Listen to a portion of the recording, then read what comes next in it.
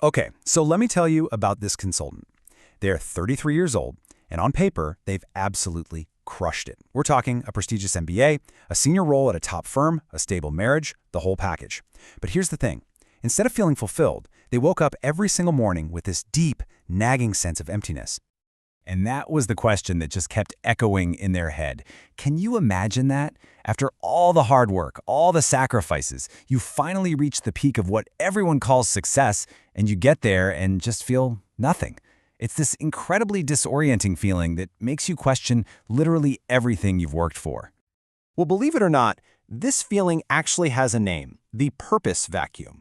And it's so important to understand that this isn't about being ungrateful, it's not about being spoiled or privileged. It is a legitimate, real crisis that happens when we spend our lives building something based on what the world tells us success looks like without ever stopping to ask what success feels like to us.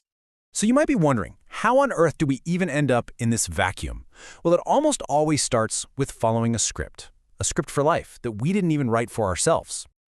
This is really interesting when you break it down. You know, the old scripts were all about tradition, family, duty, and the new scripts, they're all about maximizing your career, optimizing every little thing, earning more, consuming more. But you see the common thread here, right? Both of them are totally defined by the outside world. They give you the what, but they never help you figure out the why. And this is just the perfect analogy. It's like society hands you this incredibly detailed, turn-by-turn map. You follow it perfectly, you work hard, you overcome the obstacles, you check all the boxes, and you finally arrive at the big X on the map, only to look around and realize, I don't even want to be here. We get so focused on just following the path that we forget to ask if we even care about the destination. This really captures what the purpose vacuum feels like day to day. It's not some sharp, acute pain. It's more of a chronic hollowness. It's that Sunday evening dread, you know? That feeling of gearing up for another week that you know will be fine, productive even, but ultimately kind of pointless. You're going through all the motions of a great life, but you don't actually feel alive inside it. So of course, when we start to feel this emptiness, our first instinct is to fix it. We want to fill that void. The only problem is we almost always start looking in all the wrong places. Our consultant? Yep, they tried all of it. Changed jobs, twice, took up photography, went on those big, expensive trips, bought the new car, and sure, each one gave a little temporary buzz, a short-term distraction. But that feeling of emptiness, it always came rushing right back, because you can't solve an internal problem with external things. It just doesn't work. And this is really the core of it all. Think of it like this. The purpose vacuum is a very specific kind of hunger. It's a hunger for meaning. You can't satisfy that hunger with a new iPhone or a promotion or a fancy dinner. It's like being starving and trying to fill yourself up by watching TV. It might distract you for a bit, but it has zero nutritional value for your soul. Okay, so if throwing money and new experiences at the problem doesn't work, what does? How do we actually escape this vacuum? Well, the solution isn't some huge, dramatic life change. It all starts with a much more practical shift in how we see things. This is the million-dollar question, right? Once you realize that a new job or a bigger apartment isn't the answer, it can feel overwhelming. Like, what now? Where do you even start to build a life that actually feels like it's yours? The answer starts right here, with this incredibly powerful idea. We have to stop thinking of purpose as some magical thing we have to find, like it's a treasure hidden under a rock. It's not. Purpose isn't found. It's built. You build it piece by piece, choice by choice, day by day. So the first practical step is something called the breadcrumb method. You start by looking backward into your own life, not for regrets, but for clues, for those little moments when you felt truly, deeply alive and engaged.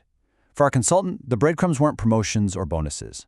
They were things like remembering how it felt to teach underprivileged kids, or the satisfaction of helping their sick uncle navigate the complicated healthcare system. And those breadcrumbs become the raw material for a super practical framework like this. You map out those meaningful moments and look for patterns. That helps you name your core values, what actually matters to you deep down. Then, you take a hard look at your life right now and see where the gaps are. And the key here is that this isn't about quitting your job tomorrow and blowing up your life.